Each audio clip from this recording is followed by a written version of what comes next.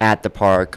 They couldn't find anyone to say they had a problem with the homeless at all. As a matter of fact, they all said that they didn't have any problem with the homeless people. Well, this is an example of the News Journal and some of the downtown merchants and some of the people that that don't like they just don't like the homeless. Okay, they're unsightly and they're just messing everything up and and so on. So they want to these kind of stories just feed into that narrative. Okay, that, oh my God, we got to do something about the homeless, and it's just irrational. And these people need to be helped, and they need to be helped up, a hand up, not hunted down like criminals. We have a policy that, as the habitat for the homeless shrinks in the city of Daytona Beach by them on this relentless campaign to install no trespassing signs around, so there's literally no place that they can legally sit down or be or sleep and so on. It's just, it's not a good thing. Yeah, Wouldn't you agree, Brad? People experiencing homelessness have just as much right to enjoy the park as anyone else, as long as they're not, breaking the law or, causing a disturbance. For those history buffs out there, I did some research about the way it was in the 40s and 50s, and they specifically used a town in Osceola. They had what's called sundown towns and ugly laws. Okay, a sundown town was directed at African Americans, and they said you can't be here after sundown, and that law was actually not repealed until the 70s. All right, so my position, a lot of people say I'm sensationalizing and all, but really the the homeless are the last group that can be discriminated against without consequence. And don't you agree about that, Brad?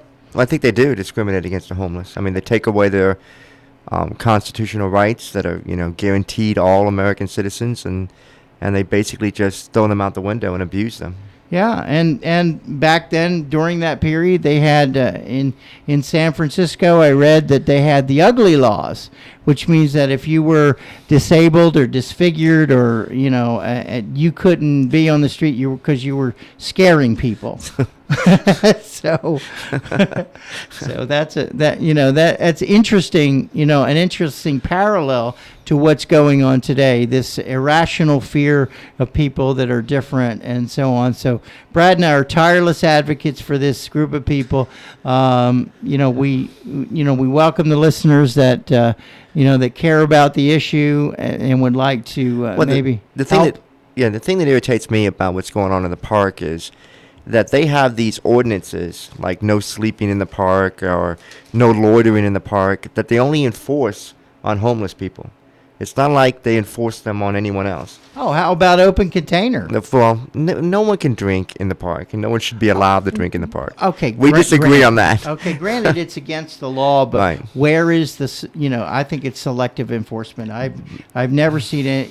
We haven't done our analysis of open container citations, but I'd be willing to bet. But the first thing an officer will do when he walks up to someone who might be sleeping or loitering in the park, which is ridiculous, is he'll ask them, are you homeless? And if that person says they're homeless, his whole demeanor will turn, and he'll, treat them totally different than he would someone else, say, that's out there. But Brad, it comes down to this article, and I don't want to lend it any more credence than it already has, because I really don't understand the point of this article, where it says homeless flock to city parks. That's the headline. All right, on top of the fold Sunday. There is no point to it, except there is no point to it. Okay, except to hopefully, maybe the News Journal is trying to encourage people to support Volusia Safe Harbor. Well, homeless people need a place to go during the day. I didn't see anything in there. There was no reference to Volusia Safe Harbor at all. No reference to solutions, only the perceived problem. All right, so we're talking about we're talking about the problem too much now. Well, no, I mean we can't talk about the problem too much because I'm wondering how, because when they arrest people, like in the article, Captain Newcomb said we don't arrest people for sleeping. No. He says we're not getting them For sleeping, well, the same for thing. sleeping. Right. We're getting them For trespassing. For trespassing. But- Okay, but he doesn't- I take issue with anybody. That there's a mindset that we need to get these people. But what he's saying though is true. But when they arrest somebody for sleeping, they give them a trespassing ticket. They don't give them a sleeping ticket. Well, that's my They give them a trespassing ticket point. for misuse of park property. The habitat is shrinking now. Well, my point is, I'm just wondering, how can you give someone a trespassing ticket in the middle of the day when the park is open? Well, it doesn't make any sense to me. It doesn't make any sense. It does. I think Judge Schumann addressed that. I would, gather that, maybe she would be less than enthused to find out that her ruling has been circumvented. And what is misuse of park property? It comes down to like loitering in the park. Now, isn't that what parks are for? That's what parks are for. To loiter. So anyway. But these are ordinances that are only enforced on homeless individuals, and that's what irritates me. Well, I'm not one of these people that think that just because someone's homeless, that they have a right to do whatever they want to do. But I do think that homeless people have the right to do what everyone else is entitled to do. You can't take their constitutional rights away from them just because they're homeless. Well, let's with these stupid ordinances. And on the other side, it quotes Tammy who owns Sweet Marley's, is upset about a person sitting on a bench in front of her business. And, I can appreciate that when you invest your life savings and you work really hard as a small business owner. Mm-hmm. Okay, you don't want to be challenged by, people panhandling your customers. If Sweet Marley's isn't doing any good business, you know why they're not doing good business? Why is that? Because their prices are so outrageous, it's ridiculous. That's why they're not doing good business. It has nothing to do with homeless people sitting on Beach Street. Okay, well, the thing about prices is that a price is an agreement between the seller and the buyer. Okay, if the buyer agrees that the price is reasonable, then a business will do well. I mean, Jacob's Well right down the street, run by homeless individuals, and has a great coffee shop. Has a great coffee shop, and the prices are very fair. Yeah, that's right, and they got great Wi-Fi. And they seem to be doing pretty well. Great Wi-Fi, and regardless of what's going on outside their they got a nice establishment. place, and we love Jacob's Well, and we love Ray and Sue Kelly who run the place, and they're very proactive in the homeless advocacy with us, and we would like to invite all of our listeners to go down and bring your laptop or your tablet, hook up to their Wi-Fi, and have a cup of coffee. Yeah, Doug, are you busy over there? Yeah. Is he busy, Doug? Okay. I was going to ask you, are you scared of homeless people, Doug? Not generally, no. Not generally, no. Right. Yeah. So let's get back to what may be the solution. And before we do that, let's invite our listeners to call in, with their questions and comments. Okay, we're here on 1380 AM WELE, the Cat, and you can reach us in the studio and be on the air and ask with a sincere question or a comment. And our number here is 523-1380, 523-1380. So we welcome you to call in and with a question or a comment. I go on Beach Street a lot too. I actually, go there and I walk down Beach Street, and I don't see a huge homeless problem during the day anyway, as far as a lot of homeless people hanging out and panhandling. I just don't see it, and I don't see how that can be affecting the businesses at all whatsoever. And especially what goes on at City Island Park. I don't know how that could affect the businesses over on Beach Street. Well, I was there today giving out cold water bottles because it's like 100, or this morning it was like 100 heat index, and we have there was like 12 people in the park, and there was a mother, swinging her child in the swing, and it was very nice, and It's just that this idea, this concept that the homeless are ruining things for Well, that for was the point. families. That was the point I took away from the article. When they asked the people who actually were at the park, they said we don't have a problem with the homeless in the park. And they didn't find anyone who was actually there at the park saying we have a problem with the homeless. Well, there's a number of people.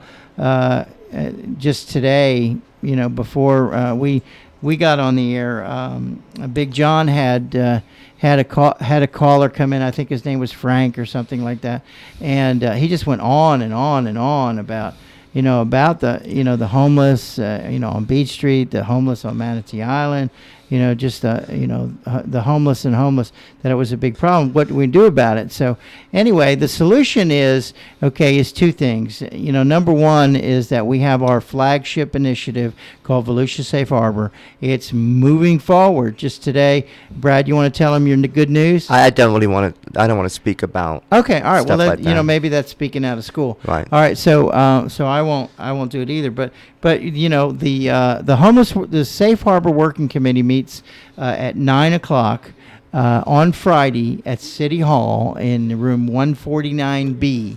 So if you're interested in this issue, there's no public participation, but you can sit in the room, and observe how Father Phil and Dr. Robert Marbot and Troy Ray from HUM, that they're talking about it, and you can just absorb the progress that's going on. And there is progress being made.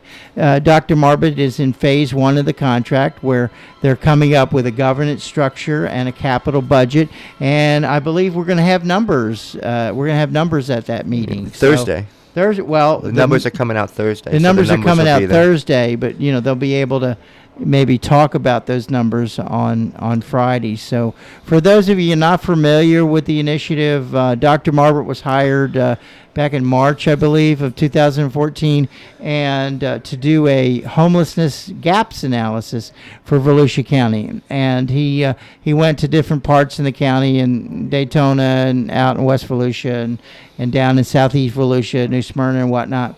And he came up with that the homeless population was evenly divided between the east and the west sides of the county. So what he came up as a recommendation that the shelter should be co-located with Stuart Marchman on Red John Road, about 8 to 10 miles outside of the city limits. All right, that would be quote unquote centrally located to perhaps solve what he perceived to be a county-wide problem. All right, so we're in that first phase, and the next phase is going to be soliciting the 16 surrounding cities for their financial contributions and commitments for a 5-year period to contribute to the operating expense of the shelter, which right now is pegged at $1.6 million a year. So, my calculator says that's $8 million.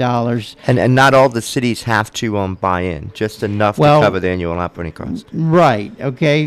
That's accurate. So what we in the previous Sunday's article, Eileen Zafiro did kind of like a straw poll of the different cities, and some are absolutely behind it, and some want more information, and that's what we're attempting to do, is provide information. We have a heavy lift. Let me just be frank about it. The mayor's come out and said it's a 50-50 proposition. Big John has come out and say it's a 50-50 proposition, because there doesn't seem to be a sentiment for helping the most maligned segment of the homeless population. That's single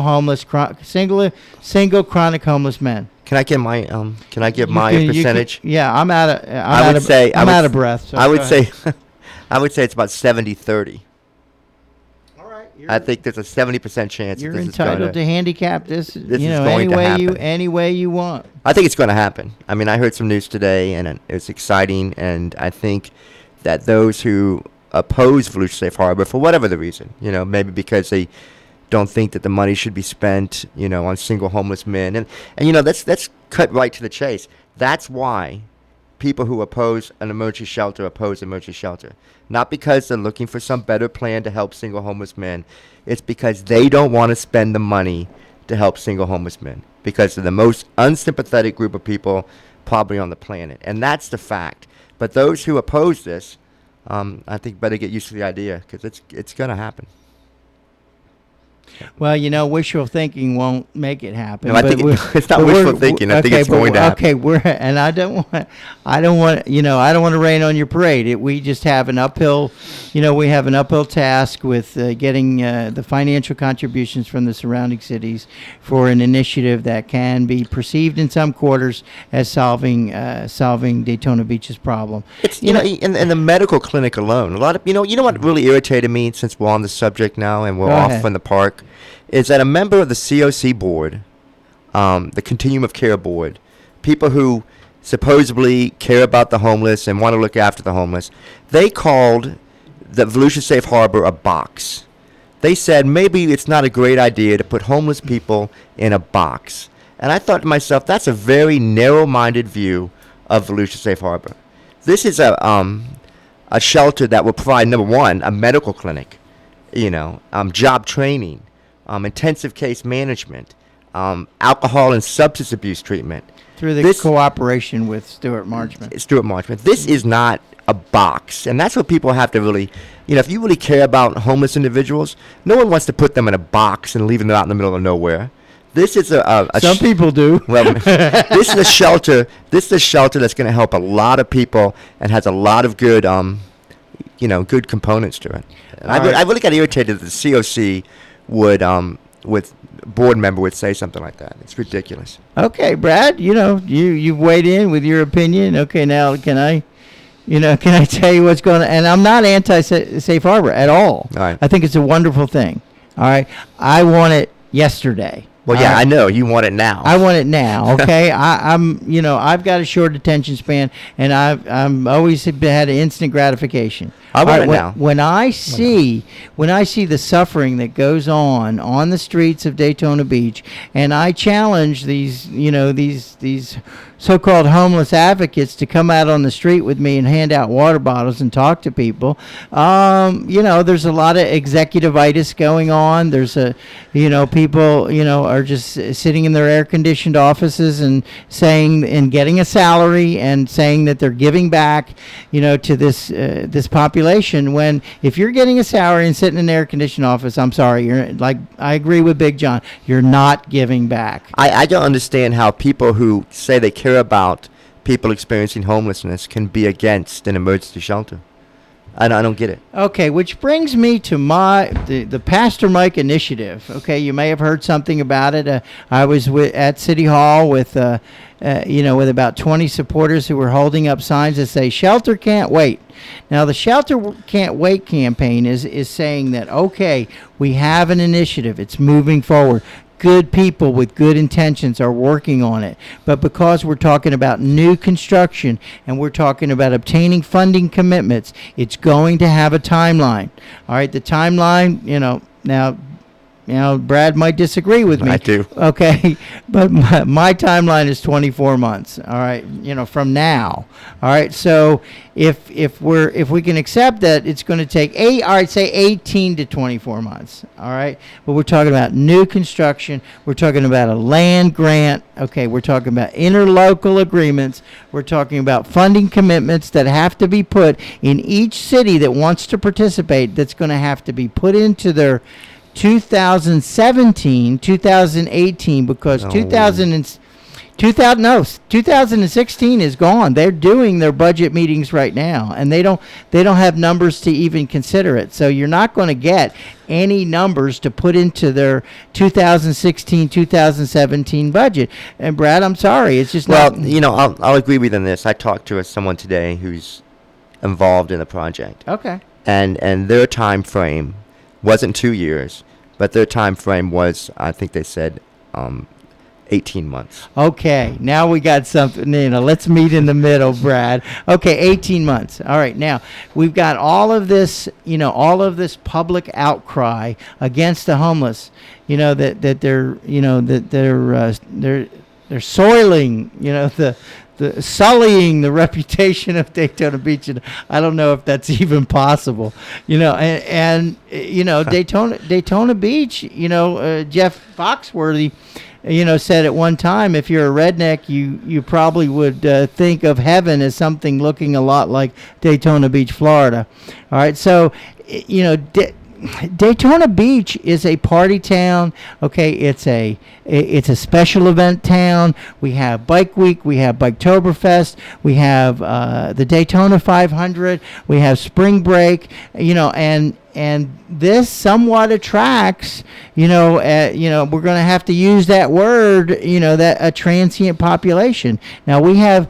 The slogan. Come down to Daytona Beach on vacation and leave on probation. Okay, there's just this this mindset, and notwithstanding anything that the mayor and city commission are trying to do to improve the image, they have all these neat things. Minto Communities out by LPGA.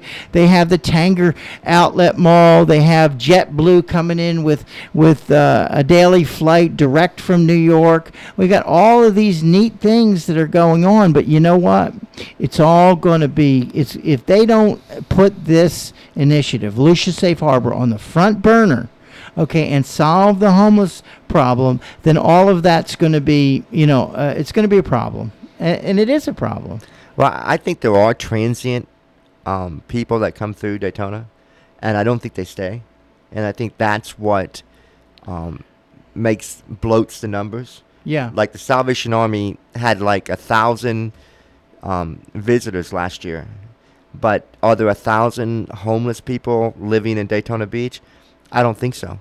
But I think you have people moving through, and they bloat the numbers. Right. I mean, I really think there's probably only about 300 to 400 actual people who are homeless living on the streets of Daytona Beach. Okay, you know where I take these numbers from? The Cold Night Shelter? Cold night shelters, that's over like had a high of like 125 or 140 or something like that. All right, then the people that showed up when the Little Caesars corporate pizza semi trailer came up, there were 300 people in line to get pizza. All you can eat. It was great. Yeah, and we see the same people everywhere. So I mean, you can pretty much say that we have maybe a 300, 400 people living on the streets. All right, so that's where I took my numbers from them, and in Shelter Can't Wait, when I spoke before the mayor and city commission, I asked them, to take responsibility for the special needs population, people in wheelchairs, people are vulnerable, people that are risk, and I'm advocating for 100-bed temporary shelter by Christmas. And I have a plan called the Shelter Can't Wait plan that has 3 elements. Okay, the first element is, a temporary a special use permit, a temporary engineered building that is erected in 30 days and has bunk beds and big fans, big fans at either end. Okay, where we can at least give the homeless a safe and legal place to sleep. Now, in the article, it mentions that that Captain Newcomb is saying, well, they're sleeping behind buildings and all that. Well, why are they sleeping behind buildings? You know why? Because this city will not allow a safe zone for sleeping. They just won't do it. That's correct. Well, so I seek to change that. Okay, well, if... And when we met with the mayor, and the mayor was adamant that they weren't going to allow... No, they weren't going to allow any kind of shelter close into the city limits. So the Shelter Can't Wait initiative is a public information campaign. We've got a change.org petition on my website, DaytonaHomeless.com, and also on Brad's website, homeofdaytonabeach.org. You can go to either one of our websites, click the button on the change.org petition, and sign the petition urging the elected leaders faster action on shelter. We disagree on this, although I'm all for Shelter Can't Wait. I want shelter now. But I really think that the fastest way to a shelter is going to be Volusia Safe Harbor. And people who want to shelter the homeless need to start speaking out in support of Volusia Safe Harbor. All right. Well, now 18 months. Okay. I know. It's a long time, and I get what you're saying. All right. But I just think that that's going to ultimately be the fastest way we have to a shelter. Agreed. Yeah. All right. In the meantime, there are real suffering on the street.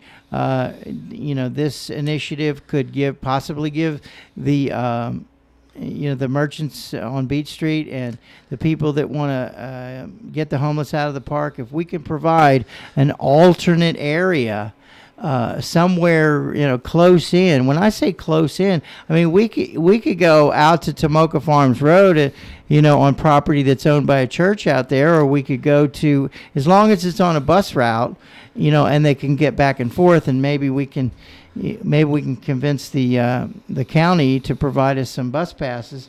Then it's problem solved.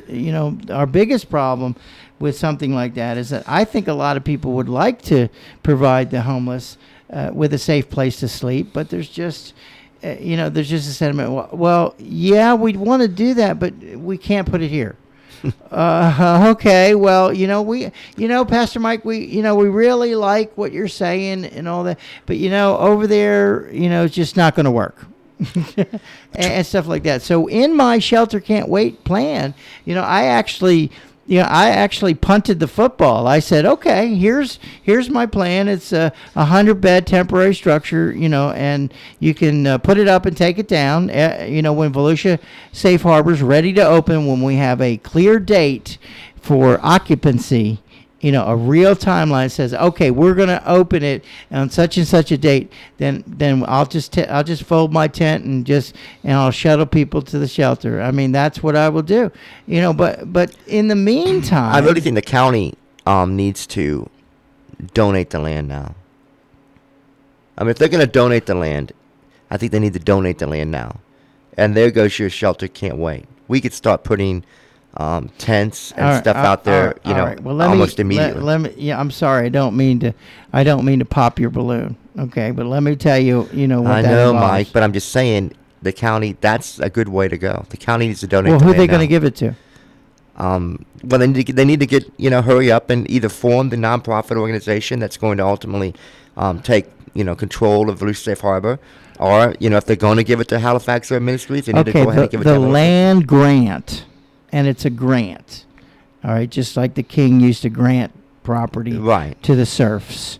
Okay, the land grant, is specifically conditioned upon the funding commitments being in place. I understand that, Mike, but this county just needs to get off that. They need to donate the land. To whom? To either the nonprofit that's going to be formed to run Volusia Safe Harbor, or if it's going to be Halifax Urban Ministries, then Halifax Urban Ministries. Okay, well then, I guess we need to show up Thursday and speak for 3 minutes to an empty room, because the county council members are not required to sit in on public participation at 8:30 a.m.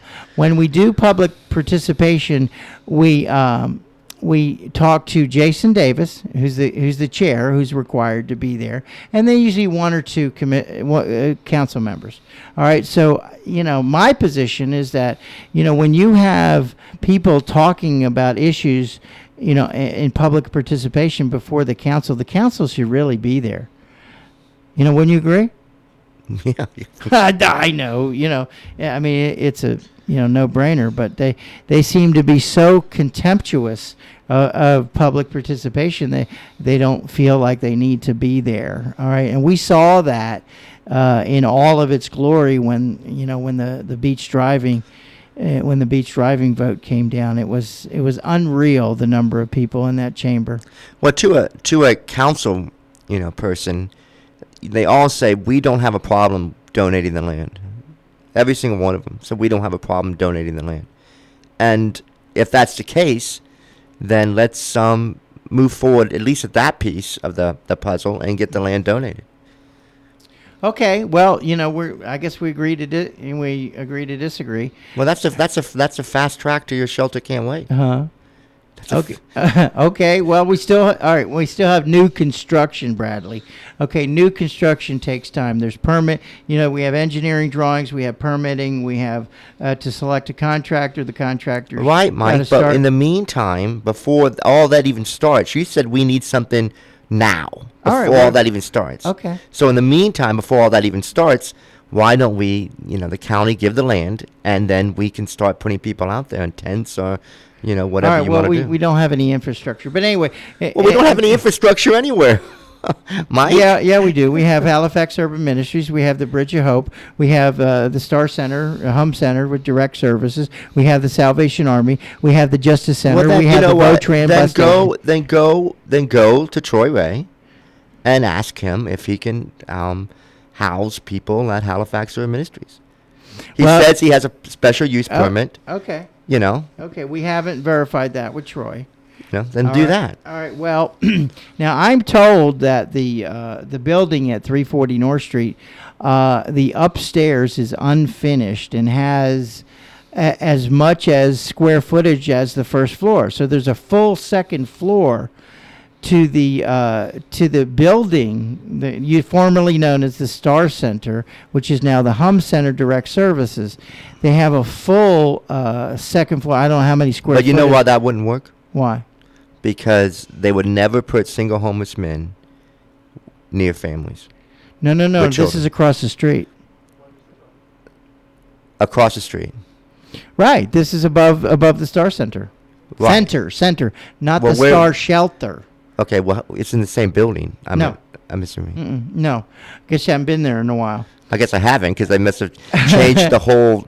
All right, come out and give some water bottles out with They me. they must have changed the whole building then. No, that's where the showers are. That's where John volunteers. That's where Nurse Jenny is. Yeah, but it's all connected, Mike. Uh, It's all connected. They're not going to put single homeless men near families. there's a clear line of demarcation because we would have to have the Coalition for the Homeless, Jeff White, and Ann Evans. You said, I believe was her name. Ann Evans is the Ann president. Evans. Okay, to agree to allow for an outside staircase to go up to that level. It would have to be finished out and put heating and air conditioning there and so on. So yeah, that's an uphill climb. We'd probably That's have a huge uphill climb. Okay, we would have an easier time of pressing the Salvation Army in the city to have them open up the gymnasium, and put more beds in there. Much easier fix. Okay, well, the thing about it is when I went and spoke in front of the mayor and city commission, and I conceived the Shelter Can't Wait campaign. You know what I'm saying? We need to get people in a room and say, all right, Pastor Mike, you want 100 beds by Christmas. Okay, how are we going to do that? All right. Well, that's what you need to ask yourself, Mike. How are you going to do that? Huh? Well, I'm proposing an engineered structure be put up on a site and taken down in 12 months. All right, 12 months, 18 months, 2 years, whenever the Volusia Safe Harbor emergency shelter, 250 beds, is ready to open. You need to find like a church that has land that'd be willing to let you come out there or anybody come out there and put up tents, and that's more likely than saying we're going to put it here in the city and here or there. I'm not saying any of those things. No, but I'm just saying that's probably the best approach. If I was running the Shelter Can't Wait program, and I'm not, obviously, I would try to find a church that had land, or at least a private owner that had land, and would let me just come out there and do it, and then challenge the city to say you can't do it. Well, that's where it is, okay? Because I tell you, this pipe dream that some of the commissioners have, okay, that are being continually complaining about the homeless, to the commissioners. This is how this all started. We have to do something. We have to do something. So, so when they did the field trip out to Pinellas County, and they saw Pinellas Safe Harbor, they said, "Oh, that's it." Well, we're not doing Pinellas Safe Harbor. No, I'm talking about the physical plant. I get it, but we're not, No, I'm talking about the physical plant. right. But our shelter, that's I'm really. talking about the I physical get it, plant. Mike. I understand. All right, but our shelter, I really get upset because we're not doing another Pinellas Safe Harbor. Okay, we're learning from the why- mistakes of Pinellas Safe I Harbor. really don't want to debate this. No, okay, but I'm just saying we're not doing a Pinellas Safe Harbor because a lot of people say, well, Pinellas Safe Harbor is a failure, so Volusia Safe Harbor is going to be a failure. But we're not doing a Pinellas all right, we're Safe gonna Harbor. we're gonna have a large open building constructed. Now it's going to be block and maybe a metal roof and so on. Okay, and then we're going to have a large concrete floor, and then we're going to have lines drawn on the concrete floor Right, where the mats are. It doesn't have to be that way, Mike. That's what you're saying. But we're also going to have, What? despite of how you say the living conditions are going to be, we're going to have a medical clinic that's fully functional. We're going to have job training that's going to teach people trades. We're going to have substance abuse, and we're going to have mental health treatment. We're going to have intensive case management. Brad, I'm not against. No, but I'm just saying. I mean, I'm not against that. People, it's going to be more than a box, COC members, and it's going to be something that's going to help a lot of people. All right. Well, when we'll be talking about this next week on our program because I've got about 12 to 15 pages written. It's going to be about 35 pages. It has a lot of information that I've researched about other areas that are doing certain things that I can't wait till Friday to finally get involved in the process. Well, we're going to be there. Okay, we're not really crashing the party. We made a formal request of the Safe Harbor Working Committee for Brad and I to be included at the table as stakeholders because in the contract it clearly says that and other organizations who provide assistance and other activities. So I guess we fall under the other activities, and we're just as much a stakeholder as anybody else at the table because we have the unique perspective of having Brad 7 years and me over a year of experiencing homelessness. That's important. It's very important. And no homeless person was invited to, I kind of stayed away for, like 4 or 5 months and I said, well, let me see what's going on. And my perception was that, it was just taking too long. Okay. And I want to challenge the Safe Harbor Working Committee that, if it's going to happen, let's make it happen. Sooner than later. Sooner rather than later. That's right. Because, with these articles coming out and, Mark Bernier said on his program yesterday that maybe this is the fulcrum that's going to move the city to really do something. I think that was the intention of the article. I really do. I mean, it didn't come out and say that, but I really think that was the intention of the article. Okay. Well, let's go back to let's talk about homelessness. Okay, we got about 15 minutes. We also like to invite you to call in if you got a question or comment at 523-1380, 523-1380. Our show is a forum, program, whatever you want to call it. It's Voices from Home, a voice for the voiceless. And we focus on, sometimes we talk about other topics like affordable housing, like the minimum wage, okay, about how it's so hard for the people on the edge of society to make it, okay, that you're literally caught between a rock and a hard place. And that's our intro music by the Rolling Stones, So, A Rock and a Hard Place. Yeah, Doug, do you see any downside to an emergency shelter? I don't know. I mean, what? I don't see how it could hurt. Yeah, it can't hurt, can it? No, I mean, it can only help. I agree. So I don't understand how people who want to help the homeless can be against, sheltering them in any form. Like what really irritated me too is the COC came out. Like you, Mike, the COC is coming up with a strategic plan to end homelessness, which is going to be interesting. Okay. Let me. And also, I never finished my. Let me finish one. Okay, it's going to be back to Volusia Safe Harbor. No, it's not going to go back to Volusia Safe Harbor. It might. I get it. It might get back there, but it's not. But once again, their plan to end homelessness is not including any way addressing single homeless men without a diagnosed disability. Okay. Now, how can you end homelessness without addressing this large, huge population?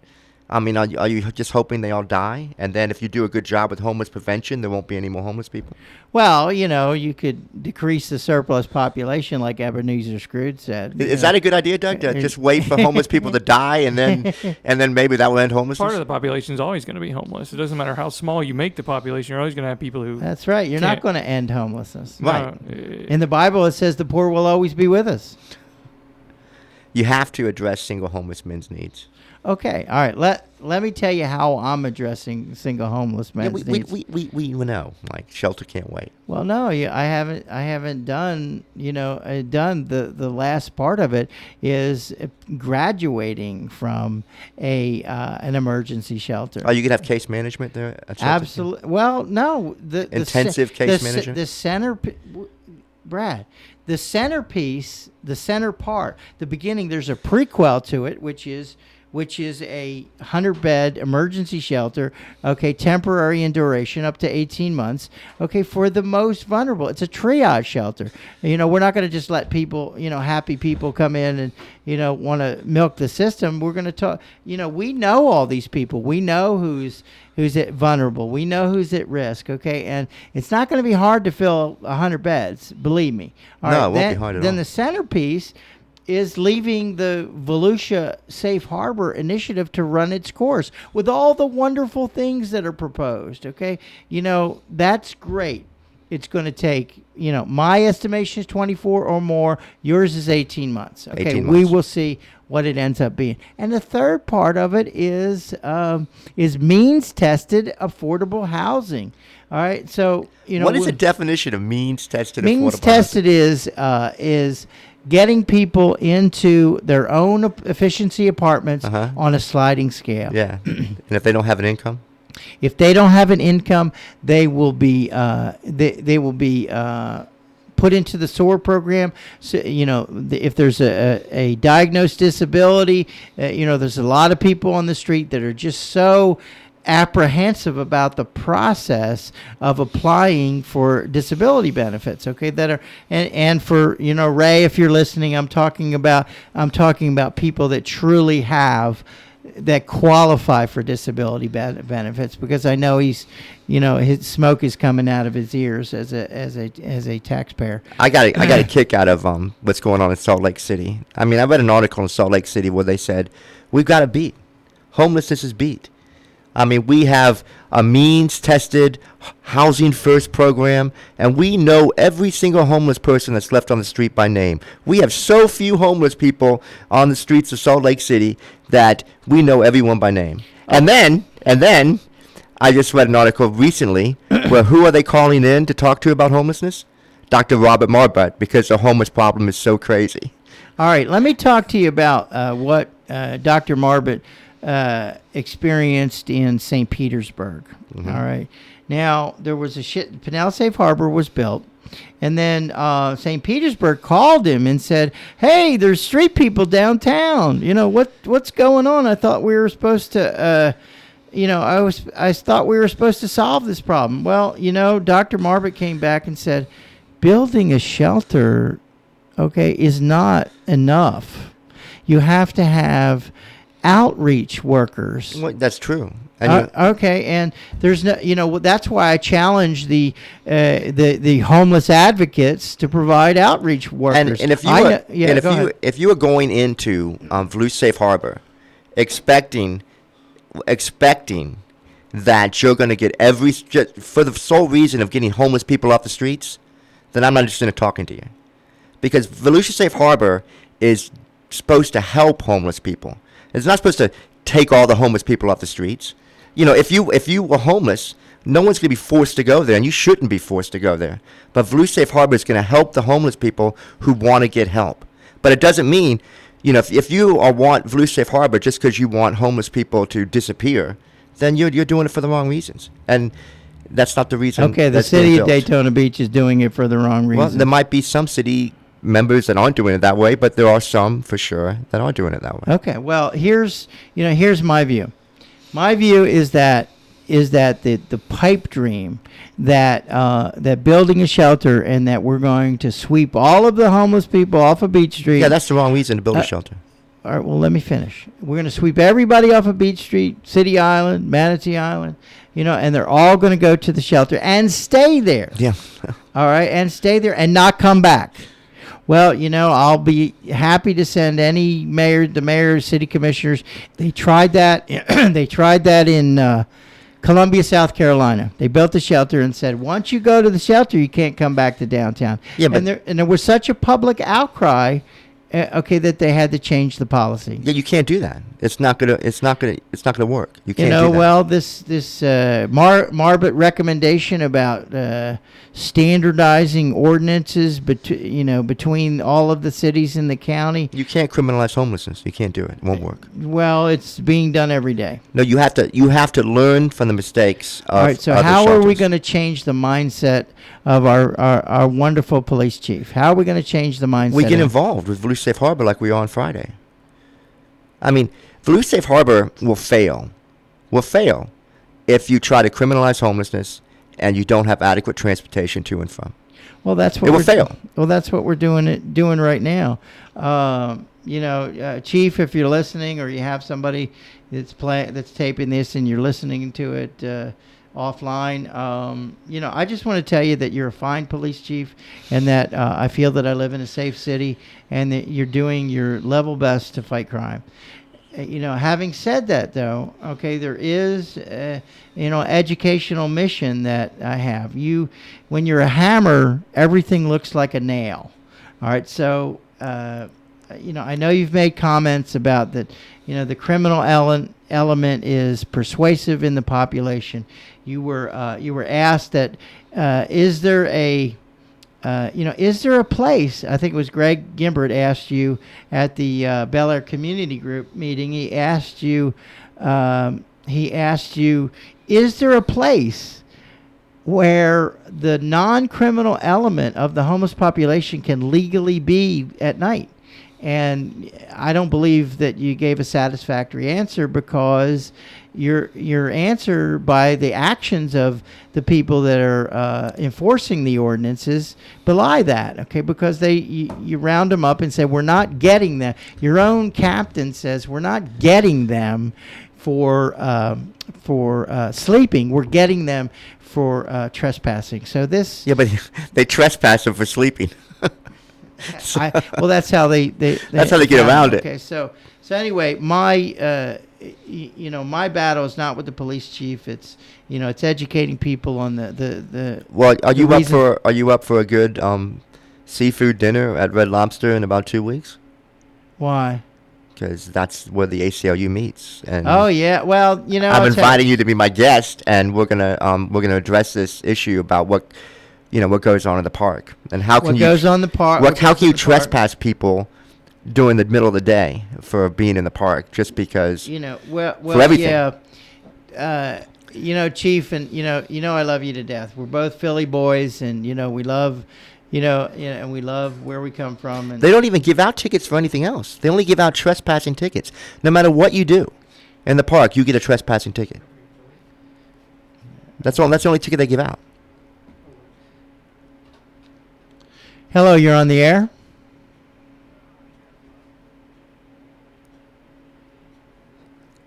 No. No, we just read what's available, on the internet. Yeah.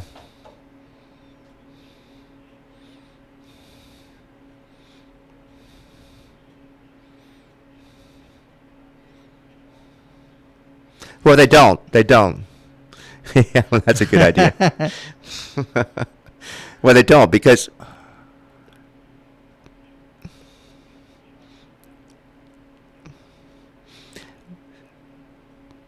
Well, Salt Lake City, excuse me, sir, Stop. but Stop. I'm talking. yeah, but Salt Lake City doesn't know all the homeless by name. Matter of fact, they are consulting with the same consultant that we're consulting with about their homeless problem. You know, but I'll agree. Yeah, they said that. I read an article where they said they had it cured, and then I read another article just recently where they're consulting with Dr. Robert Marbot. Well, that the caller brings up a very good issue, is that, you know, the Mormon Church in Utah, okay, was the big driver of solving the homeless problem, okay, and they made great strides with it because they put their money where their mouth is, Mhm. and they actually.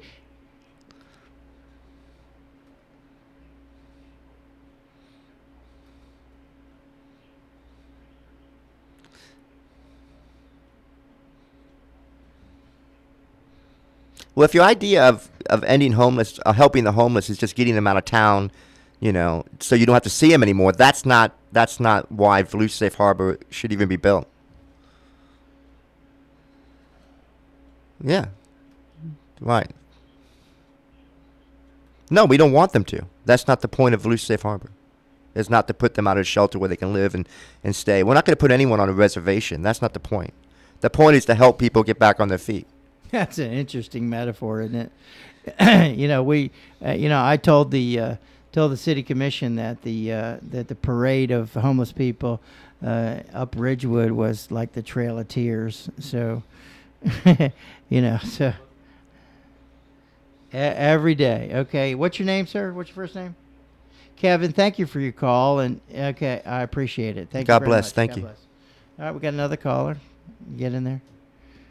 Okay, we'll see. No, okay, somebody hung up. All right, well, let's summarize. You know, in our last 5 minutes, if you can still probably sneak a call in there if you tried and didn't get through. Brad, wants to go gung ho on Volusia Safe Harbor. I don't begrudge him that that opinion. I just feel from my time on the street that, if they wanted to do something to help the homeless, then they would help the homeless. This pipe dream, and even Troy Ray said it. He gave a speech. Okay. 4 minutes. Why do you call it a pipe dream? What's a pipe dream? A pipe dream is that, I don't get know it. what the exact, is that they have this dream that if they put the money into the shelter out west of 95, they're going to sweep everybody off of Beach Street and out But of that's the park. not Troy Ray's intention. All right, hold on. Let me finish. Okay, Troy Ray said at the New Church Family, he said that the sight line will not change It won't. immediately. And it Okay. shouldn't. Well, then what? I guess we go to the commissioners and say, well, if your objective is to satisfy the downtown merchants, okay, or the people that are complaining about the homeless, then you're going to get rid of the homeless with this initiative. That's just not going to work. It's not my objective. My objective is to help homeless individuals get back on their feet. All right, mine too. That's what Volusia Safe Harbor is all about. We're down to 3 minutes. Brad, you want to take us out? You got some final comments? Well, not really. But I support, what you're trying to do with the shelter. Can't wait. And, if we can get a shelter and by Christmas, in any form, that'd be awesome. Okay. But I really think that the fastest way we're going to get a shelter is going to be Volusia Safe Harbor. And I think if this initiative fails, if the Volusia Safe Harbor initiative fails, it will fail because not because they're looking for another plan to help the homeless. It's because those who oppose Volusia Safe Harbor don't want to do anything to help single homeless men. And that's why, it will fail. And if it fails, we could be looking at another 10 years before we even get any kind of momentum for a shelter again. So I think it's very important that if you want to help the homeless and you want to see them get into a shelter, that everybody support Volusia Safe Harbor. I mean, just really support it to, Let's as much as be you can. clear. Brad Carter supports Volusia Safe Harbor, and I do too. 100%. Okay, I just want a prequel of emergency shelter, temporary shelter of 100 beds by Christmas, and then I want 100 units of affordable housing at the end of it. All right, so Again, you're listening to Voices from Home, a voice for the voiceless, with Brad Carter and Michael Pastore, also known as Pastor Mike. And Pastor Mike is handing out water bottles. I feed on Thursdays. My website is... I really enjoyed going to that feeding the other day, by the way. Good. Okay. Well, we'd love to see you out there. We're down to DaytonaHomeless.com and homeofDaytonaBeach.org. And we are clear. God bless.